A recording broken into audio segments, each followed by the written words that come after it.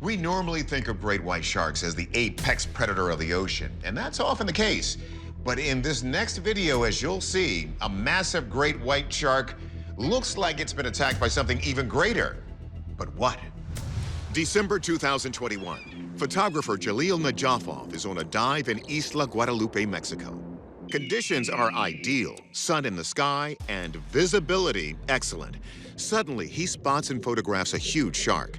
The estimate is 15 feet long. That's as long as a canoe. But look at this. As you see here, the shark looks like it's been attacked by something else with massive jaws. Let's take a closer look.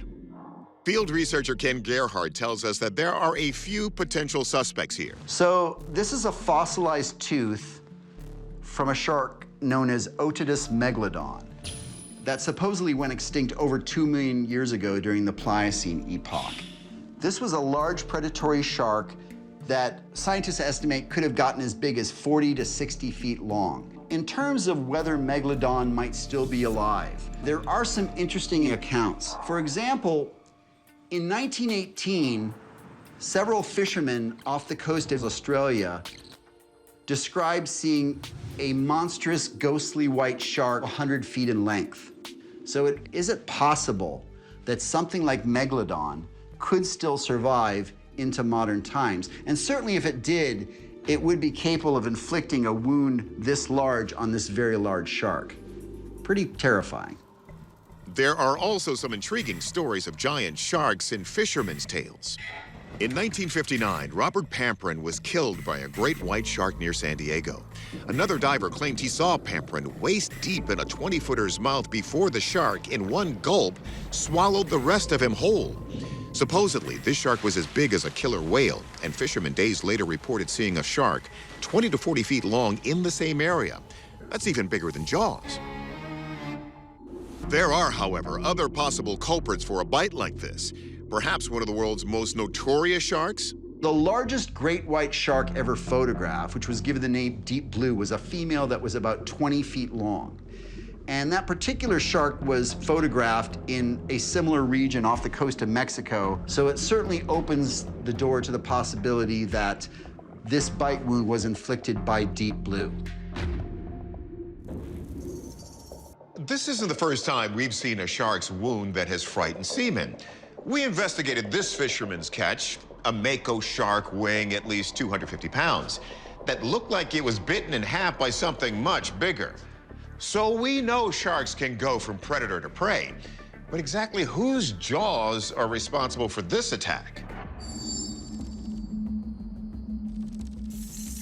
First, we turn to marine biologist Shay Conger to tell us just how hard it would be for something to inflict a bite this size on a shark like this. Shark skin is incredibly tough. It's actually a series of plates. So to have bitten through an animal like this would take a large amount of force.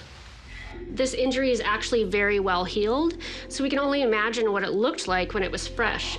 Okay, so it's got to be big, but how likely is it that something this big could be lurking in the deep without us knowing? There's some theories that this injury could have been caused by the extinct megalodon.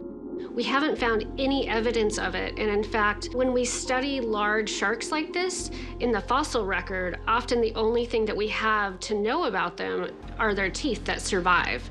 The last known fossil record of a megalodon was over 20 million years ago. Conger says if Megalodon were still around, we'd have some newer teeth. The idea that a species this large and this predatory would survive for so long without us noticing is really unlikely. Also, a megalodon's bite was extremely enormous, meaning if this were a megalodon bite, the shark would either be bitten in half or completely consumed.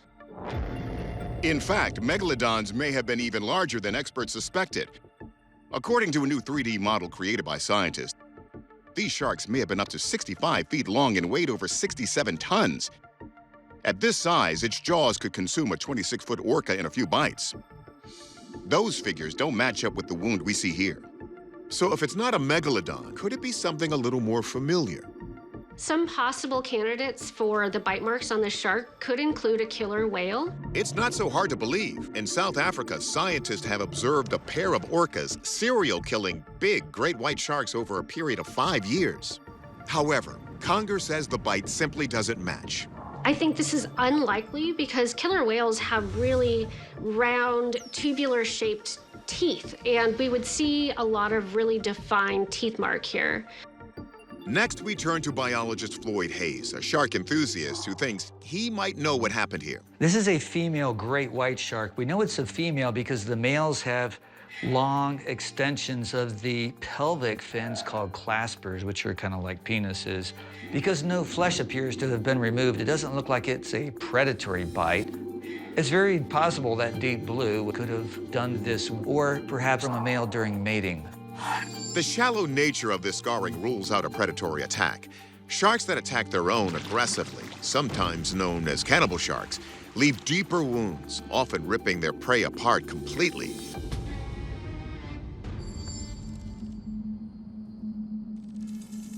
Our verdict? This was an injury sustained at the jaws of another shark. While Deep Blue would be large enough to make such an impression, she's also a female, so it's unlikely that she could have been responsible if the injury were sustained during mating. So that begets the question, is there a male out there that rivals Deep Blue in size, swimming undetected?